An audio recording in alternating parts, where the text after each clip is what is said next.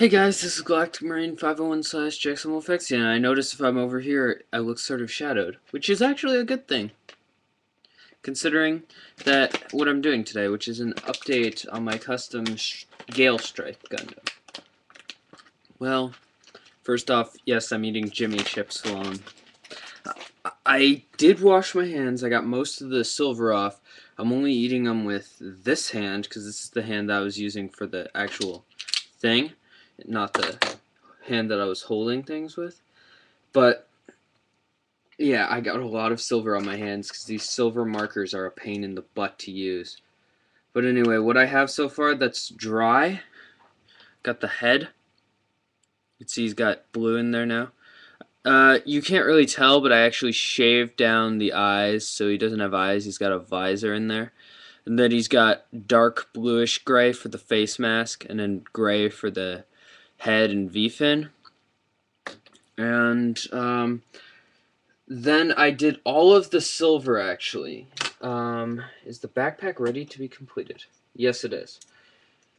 There is one little spot, but that doesn't... No, that gets covered anyway, so it's not a big deal. It's not a big deal. Okay. How does this go together? Yes. It's a little tight now, considering I just painted everything. Yeah, and that little spot gets covered very nicely by the fact that you have these two pieces that sandwich together. Now, I realized something about the bluish gray going into it. The bluish gray is not very good at covering. But anyway, the backpack, there's the main body of the backpack. It's gray with the bluish gray, which was originally going to be the only two colors I used, along with the silver for the blade. And then you could put the arm back on. I haven't done the arm. I'm actually going to do the arm red. Red was a last-minute addition in terms of color. And then you have the sword, which has the dark bluish gray for the handle.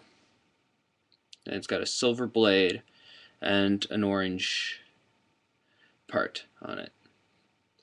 And that looks pretty cool, I have to say. It's got just enough color variation with that orange that it looks great. And then the red, I think, is going to add to this. However, I may end up masking it. I may end up just spraying it black, because I do have glossy, low-gloss black spray paint. But yeah. I also have all of the shoulder parts done. Still can't put them together because they're still drying. And because I'm about to eat lunch and I really don't want to touch any silver parts that I've done today. Next up, what I'm going to do next is I'm going to then assemble the shoulders and do the chest. And once I've done that, then I'm going to go down to the arms, which I'm going to put a lot of red on the forearms. And that should either turn out really well or really crummy, but I'm hoping the latter. Wait, no, I'm not hoping the latter. I'm hoping the prior. Yeah, that's the one that I'm hoping for. But anyway, yeah, I'll do an update when I get the chest and the arms done, and maybe the waist unit. But oh, also, because I was originally planning to make this Sven Call Bayang's first mobile suit. Now, if you don't know who Sven Call Bayang is, he's the guy that pilots the Strike Noir, with who I have the SD here, because I'm actually going to be lining a lot of my SDs that I never lined, because I have a shelf ready for my SD kits, and I'm getting them all displayed now, because my shelves are all ready. But anyway, this is the Strike Noir. I was going to make it his, like, basically, he piloted another mobile suit in training, and that would be this, the Strike.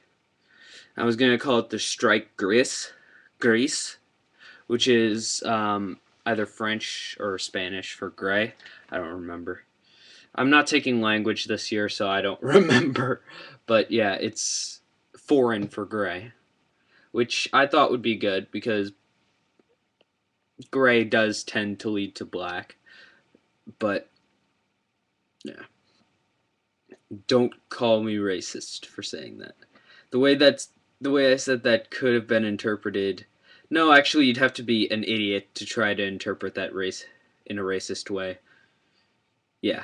But anyway, yeah, the arm, in my opinion, is now going to be red. And I got to show you the last accessory. I'll be right back.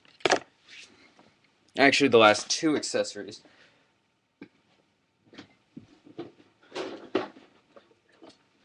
Got to get my trusty 1/100th Gunner Zaku box, which I've actually stored the Blaze Zaku Phantom in as well.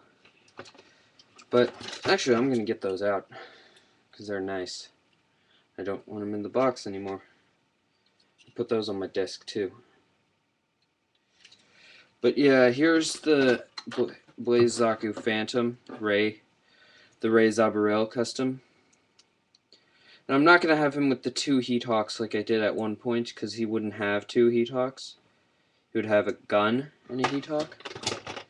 So I've decided that I'm not going to do that. What I am going to do, however, is take one of the guns. Because I never have the Lunamaria Hawk custom have the gun. I always have it with the sniper rifle. So I'm going to take the gun. I'm going to give it to the Gale Strike. And I do believe, nope, there are no pegs, so we're good here. And I've actually devised a way to make the Heat Hawk mount.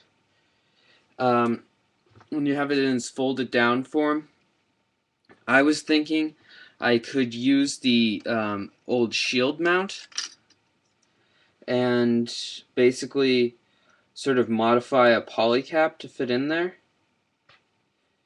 And then either that, or I could always just do this and have it mount. Oh, okay. Either that, or I could just do this. Ah! Is this really worth it? No. I could just do that and have the most obtrusive storage ever. But, yeah, and it barely holds, too. As if I was considering that, even. But okay. But what is cool is the polycap in there does possibly... If I were to modify the rifle in the right way, I could probably make it store in the arm. Here, actually, you know what?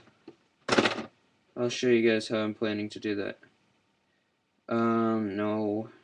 No, that's too small. I gotta somehow figure out how to store this using a polycap.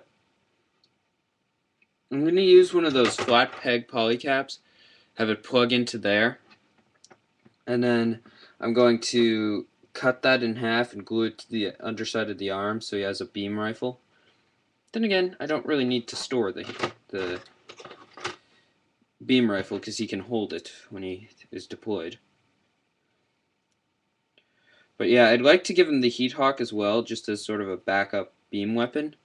So what I'm thinking about doing with that is possibly attaching it to the backpack. I do have these 2 holes here, so I could do this with it again and just have the most obtrusive storage ever. Or I could affix it down here, which is what I'm thinking. Put it right there on the bottom. On the bottom. And how I'm thinking of doing that is actually cutting through the plastic and warping that hole into a peg and pegging the handle right into it. Which would work in theory, but probably not in practice. So if I really want the Heat Hawk on there, I may end up going with the obtrusive storage there. Which is actually kind of a double purpose because he could hold it if I did that. But whatever. But all I do know is that he is going to have this. The beam rifle. So yeah. And just as a final sort of, I guess, interest, because of just the fact that I'm going to be getting the other strikes, and you may have strikes and want Zakus. Let's see if the Zaku packs plug into here. Nope. The Gunner pack does not.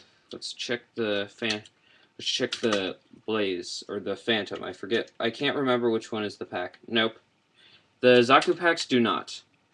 It would be awesome if I could modify this so that they did, but it would require a lot of modification to the pack itself, because there's no way I could get the chest to accept it.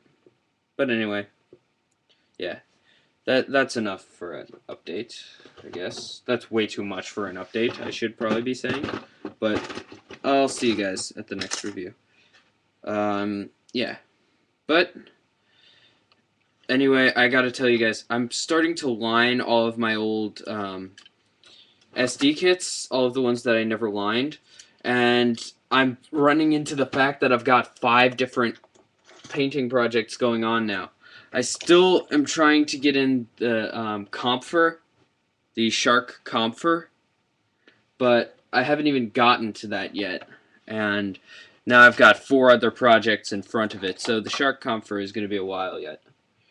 So sorry if you guys were waiting for that one, but I doubt any of you actually were.